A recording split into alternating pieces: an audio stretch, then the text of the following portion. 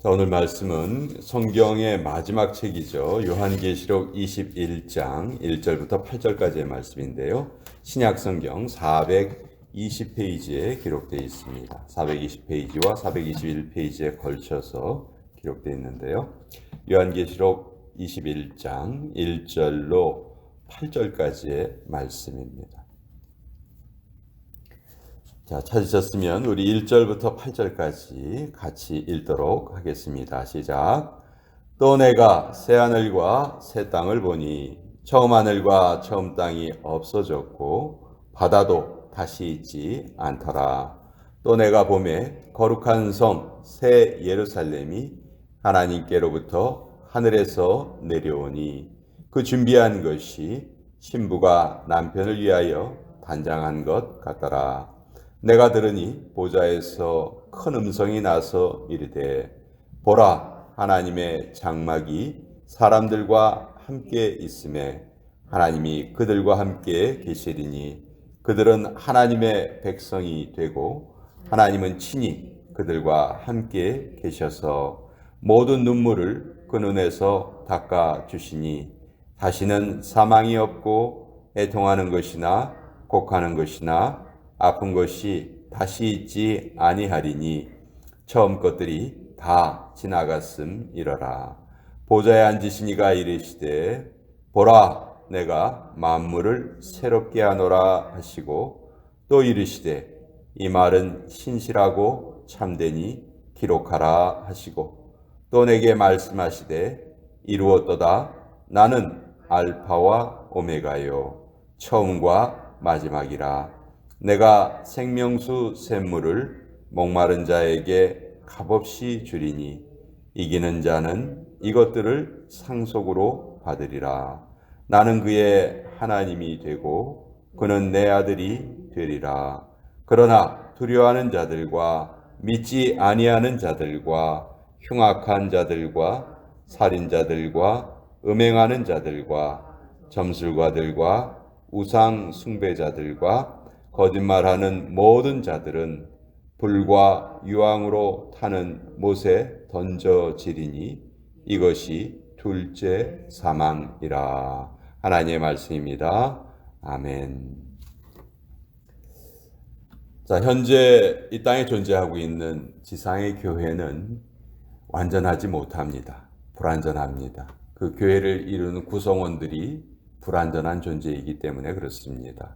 그러나 교회의 나중의 모습, 최후의 모습은 얼마나 영광스러운지 오늘 이 계시록 21장의 말씀은 그 교회의 최후의 영광을 너무도 확실하게 우리에게 알려주시는 정말 귀한 말씀입니다. 어찌 보면 우리 모든 성도들의 마지막 소망이 이 계시록 21장 1절부터 8절까지의 말씀에 압축되어서 요약되어 있다. 이렇게 말씀드릴 수 있을 정도로 이 말씀은 참 너무도 우리에게 큰 힘을 주시는 그런 말씀입니다. 계시록 21장과 창세기 3장은요. 창세기는 성경의 첫 번째 책이고 계시록은 성경의 마지막 책이죠. 근데 창세기 3장의 내용과 계시록 21장의 내용은 정반대입니다. 어떤 면에서의 반대이냐면 창세기 3장은 아담과 하와가 하나님의 그 계명을 지키지 못하고 범죄하는 장면이죠. 그러니까 천국을 상실하는 내용입니다. 반면에 요한계시록 21장에서는 천국이 완전히 회복이 됩니다.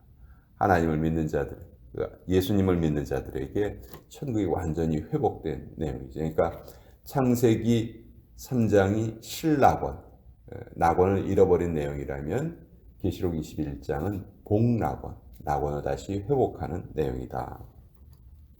또 창세기 3장에서는 인간을 유혹한 그 마귀가 인간을 죄에 빠뜨리는 그런 내용이죠. 그렇지만 계시록 21장에는 마귀와 또 그를 추종하는 자들이 영원히 심판을 받는 그런 내용이 또 적혀 있습니다. 또 창세기 3장에 보면 범죄한 아담과 하와가 하나님의 낯을 피하여 도망갑니다. 하나님이 찾아오셨을 때 두려워 숨었나이다. 그러나 계시록 21장에 보면 하나님과 인간이 완전한 연합을 이루고 정말 아름다운 교제를 나누는 내용이 또 계시록 21장에 기록되어 있습니다. 그러니까 창세기 3장의 내용과 계시록 21장의 내용은 서로 정반대의 내용이 기록되어 있다. 그래서 계시록 21장의 내용이 이제 우리 성도들이 누리게 되는 최후의 약속이다. 이렇게 말할 수 있겠죠. 자, 1절에 보면 내가 또 새 하늘과 새 땅을 보았다. 그리고 처음 하늘과 처음 땅이 없어졌고 바다도 다시 있지 않았다. 자, 이 성경에서 구약 성경에서 특별히 성경 전체에서 바다는요 항상 요동치고 갈등하는 그런 모습을 우리에게 보여줍니다. 바다에 가면 항상 물결이 치고 파도가 일고 또 바람이 불고 그러죠. 그래서 불안과 다툼의 상징으로 바다가 성경에서는 그런 상징을 가지고 있습니다. 그래서 바다가 없다 하는 말이 이제는 사람들을 힘들게 하고 괴롭히는 모든 갈등의 요소들, 불행의 요소들이 다 없어져 버렸다. 언제? 새 하늘과 새 땅이 우리에게 주어질 때. 근데 그 새 하늘과 새 땅이 얼마나 아름다운지 신부가 남편을 위하여 단장한 것 같더라. 그런 비유를 쓰고 있습니다. 말로 표현할 수 없을 정도로 새 하늘과 새 땅이 우리에게 아름답다는 것이죠. 그래서 여기 하나님께서 5절에 보면 보좌에 앉으시니가 이르시되 보라 내가 만물을 새롭게 하노라 이렇게 말씀하시는데 이 영어로 보면 I will make new things 이 말씀이 아니고요. I will make things new 이 말씀이에요. 그러니까 우리가 지금 보고 있는 모든 것들이 다 없어지고 사라지고 이것이 다른 것으로 대체된다. 우리가 보통 그렇게 생각하기 쉽지만 그런 의미가 아니고 우리가 지금 보고 있는 모든 것들이 새롭게 될 것이다. 고쳐질 것이다. 다른 모습으로 변화될 것이다. 그러니까 현재 우리가 하나님께서 애초에 창조하신 것을 다 폐기시키지 않으시고 그것을 새롭게 하신다는 그런 의미입니다. 그래서 우리가 잘못 성경을 이해하고 있는 분들은 우리가 환경을 보존해서 뭐하나 새 하늘과 새 땅이 도래할 때 지금 것들은 다 사라지고 없을 텐데 우리 환경을 보존해서 뭐하나 그렇게 잘못된 생각을 하고 계시는데요. 그렇지 않습니다. 지금 우리가 보고 있는 이것들이 앞으로 계속 유지가 될 것입니다. 없어지는 것이 아닙니다.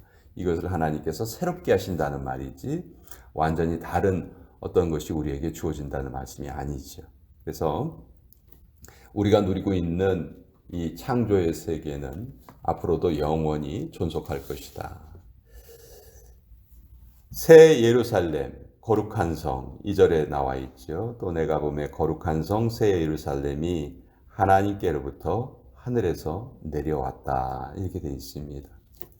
자, 이 새 예루살렘 성, 이곳에는 하나님과 인간 사이에 끊임없는 교제와 조화가 있습니다.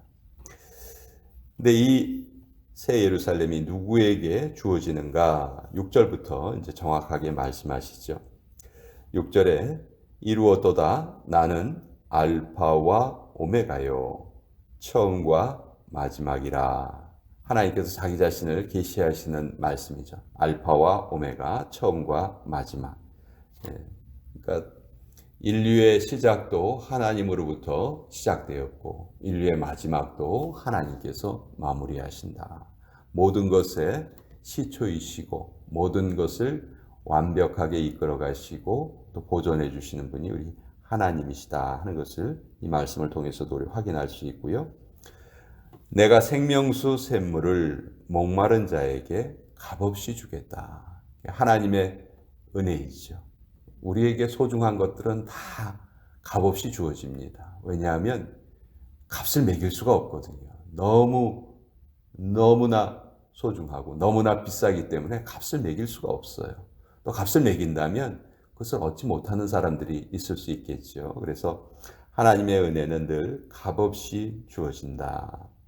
우리가 구원을 얻는 것도 예수님께서 이미 이루신 일을 마음으로 믿으면 되는 것이죠. 거기에 어떤 대가가 필요하지 않습니다. 7절 누구에게 새 하늘과 새 땅이 주어지는가? 이기는 자들에게 주어집니다. 이기는 자들은 이것들을 상속으로 받으리라. 나는 그의 하나님이 되고 그는 내 아들이 되리라. 여기에 이기는 자, 이기는 자는 뭘 의미할까요? 우리가 신앙생활을 해 나가면서 우리를 패배시키려 하고 우리를 무너뜨리려 하는 그런 수없이 많은 공격들이 있다는 것이죠. 그것이 전제가 되고 있습니다. 그냥 가만히 있는 상태에서 하나님의 선물이 주어지는 것이 아니고 이기는 자들에게 주어진다. 그래서 그 이기는 자와 반대되는 개념이 이제 8절에 나와 있습니다. 그러면 이 새하늘과 새 땅을 받지 못하는 자들은 누군가? 두려워하는 자들, 믿지 아니하는 자들, 흉악한 자들, 살인자들, 음행하는 자들, 점술가들, 우상 숭배자들, 거짓말하는 모든 자들. 한마디로 예수님을 믿고 따르고 그 계명대로 실천하지 않는 자들, 이런 자들에게는 둘째 사망이 주어진다. 둘째 사망은 우리가 이 땅을 떠날 때 육체적인 죽음이 있죠. 영혼과 육체가 분리가 됩니다. 그것이 첫 번째 사망. 그리고 두 번째 사망은 하나님의 심판대 앞에 서서 예수 그리스도를 믿지 않고 올바른 신앙생활을 하지 않은 자들에게 이제 영영한 형벌이 예비가 되어 있죠. 그것이 둘째 사망. 그래서 성경은 우리 이 땅에서의 육신의 죽음이 그것이 끝이 아니다 하는 것을 우리에게 정확하게 알려주고 계세요. 이 땅을 떠나는 것은 어떤 면에서 사실 그렇게 중요한 것이 아닙니다. 이 땅을 떠나면은 그 이후에 심판이 가장 중요한 것이죠. 한 번 죽는 것은 사람에게 정하신 것이고 그 후에는 심판이 있으리니. 그러니까 우리에게 가장 중요한 것은 그 후에 있는 그 심판이죠. 그 심판을 어떻게 우리가 그 심판에서 옳은 자로 인정을 받는가. 근데 옳은 자로 인정받는 방법은 한 가지밖에 없는 것이죠. 예수님을 믿고 예수님의 계명을 실천하는 것. 자, 그래서 이제 4절의 말씀이 너무너무 참 모든 분들에게 위로가 되고 너무너무 이 말씀이 특히 고통을 당하고 계시는 분들, 어려움을 겪고 계시는 분들, 이 땅에서 믿음 생활을 하면서 좀 힘들어 하시는 분들에게 늘 우리에게 위로가 되는 말씀입니다. 모든 눈물을 그 눈에서 닦아주시니 다시는 사망이 없고 애통하는 것이나 곡하는 것이나 아픈 것이 다시 있지 아니하리니 처음 것들이 다 지나갔음이로라. 이게 이제 우리 성도들이 받게 되는 가장 어떤 면에서 궁극적인 구체적인 복이라고 할 수 있어요. 그런데 또 반대로 생각해 보면 이때가 이르기 전까지는 어떻게 되는 거예요? 사망이 아직도 있고 애통하는 것이 아직도 있고 곡하는 것이 아직도 있고 아픈 것이 아직도 있다는 것이죠. 우리는 지금 예수님의 재림, 완벽한 우리 하나님의 심판을 기다리는 그런 말세의 시기에 살아가고 있습니다. 예수님의 초림서부터 재림까지의 기간을 말세라고 얘기하는데 이 말세의 기간은 이미 자기의 그 운명을 알고 있는 사탄 마귀가 가장 치열하게 우리 영적인 싸움을 벌이는 이런 기간입니다. 예수님을 믿는 자들을 가장 열심히 공격하고 있고요. 우리 사람들이 생각하는 그 비극이 훨씬 어느 때보다도 많이 증폭되는 시기가 이 말세의 시기입니다. 이럴 때 우리는 믿음을 잃어버리기가 참 쉽습니다. 내가 하나님을 믿는다 해도 왜 나에게 이런 어려움이 생기나 그런 생각 때문에 너무너무 힘들어할 때가 많아요. 실제로 나 한 사람이 당하는 그 고통은요. 그 고통의 순간에는 이 세상에 어느 것보다도 아픈 것이 사실입니다. 그렇지만 그 그것이 결코 끝이 아니라는 것을 우리는 꼭 알고 있어야 되고, 우리 하나님을 믿는 자들에게는 이러한 복이 예비되어 있다. 이 복을 믿고 의지하면서 이 지금의 현실을 꼭 이겨내어야 한다. 바로 그러한 사람들을 성경에서는 이기는 자라고 부르고, 그 이기는 자들에게 이 새 하늘과 새 땅이 약속되어 있다. 그러니까 우리도 오늘을 살아가면서 교회의 모습이 비록 부족하고 약하더라도 하나님께서 새롭게 하실 것이다. 이런 영광스러운 미래가 보장되어 있는 이 교회의 일원이 되었다는 것이 얼마나 감사한 일인가. 간단하게 말해서 이 세상의 소망은 교회밖에 없습니다. 교회 외에는 소망이 있을 수가 없죠. 그것을 가장 잘 우리에게 알려주시는 그런 성경이 요한계시록 21장의 내용입니다. 오늘 이 말씀을 또 같이 나누어 보았습니다.